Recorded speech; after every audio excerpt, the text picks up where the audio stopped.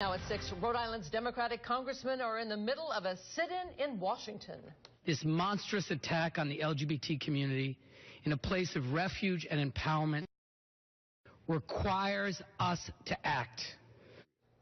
Delegates from Rhode Island and Massachusetts are among the Democratic members of the House protesting on the chamber floor right now. Just a few minutes ago, Senator Sheldon Whitehouse walked over to join in their demand for a House vote on gun control after Senate action failed. And NBC 10 political reporter Bill Rapley spoke by phone with one Rhode Island congressman who says they're not going anywhere. Bill?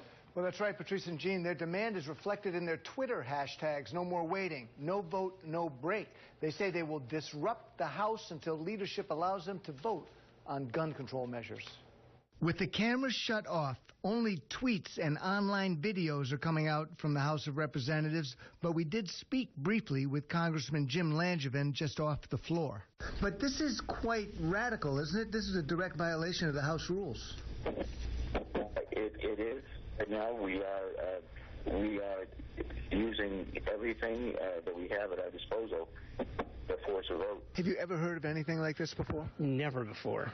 Kay Israel, a communications professor at Rhode Island College, says this unprecedented departure from the House rules is a sign that politics is in a new phase. It's an extreme step, but probably one that the Democrats feel that they have to do since they're in the minority.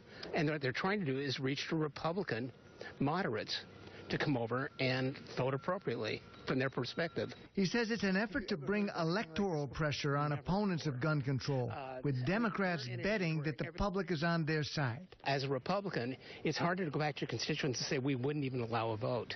As to how it might end up, Congressman Langevin says that's an open question.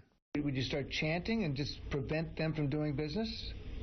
We're going to continue to speak and speak and speak about the need for and demand for a vote on the gun legislation that we are at, even if it means speaking over those who on the majority side.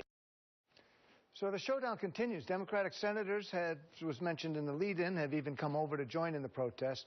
And it is a first to see this chamber disrupted like this, and it will be fascinating to see what are the repercussions. I'm Bill Rapley, NBC 10 News, in the studio.